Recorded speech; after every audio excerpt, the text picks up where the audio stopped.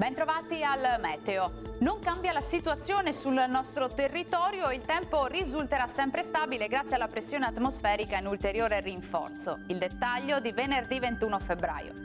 Sul Veneto avremo un ampio soleggiamento con cielo sereno o al massimo con poche nubi a carattere sparso. Non sono attese piogge. Sarà possibile solamente alla mattina la formazione di qualche nebbia in pianura.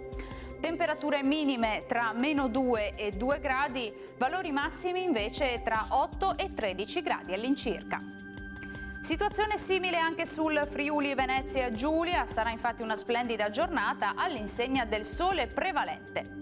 Temperature minime fino a 5 gradi, massime sui 10-11 gradi.